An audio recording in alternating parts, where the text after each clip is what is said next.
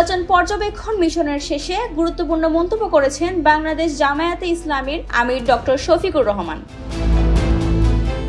রাজধানীর বসুন্ধরায় ইইউ পর্যবেক্ষক দলের প্রধান ইভার্স আইজাবসের সঙ্গে সাক্ষাৎ শেষে সাংবাদিকদের সামনে তিনি বলেন, আগামী নির্বাচনে দেশের মা বোনেরা জামায়াতকে বেছে নেবেন এবং এর লক্ষণ তারা ইতোমধ্যেই দেখতে পাচ্ছেন।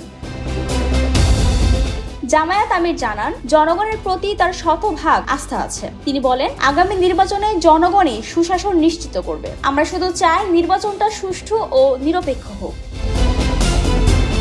তবে একই সঙ্গে সুষ্ঠু নির্বাচনের পরিস্থিতি নিয়েও শঙ্কা প্রকাশ করেছেন তিনি। তার মতে, শঙ্কা থাকলেও প্রথমে সেটি নির্বাচন কমিশনকে জানানো হবে। দৃঢ় বন্ধনের আস্থায় শক্তিশালী স্টিলের আরেকটি নাম জেডএসআরএম।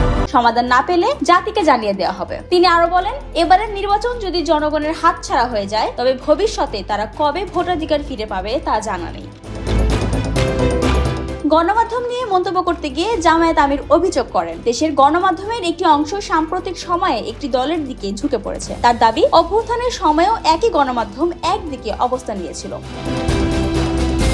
তিনি বলেন, আমরা চাই গণমাধ্যম স্বাধীনভাবে কাজ করুক, কিন্তু তারা যদি নিজেরাই পরাধীনতার শৃঙ্খল গলায় পড়ে তাহলে তা জনগণের সঙ্গে প্রতারণা। প্রশাসন হোক বা গণমাধ্যম, জনগণ সবই মনে রাখছেন। জনগণকে বোকা ভাবার কোনো কারণ নেই।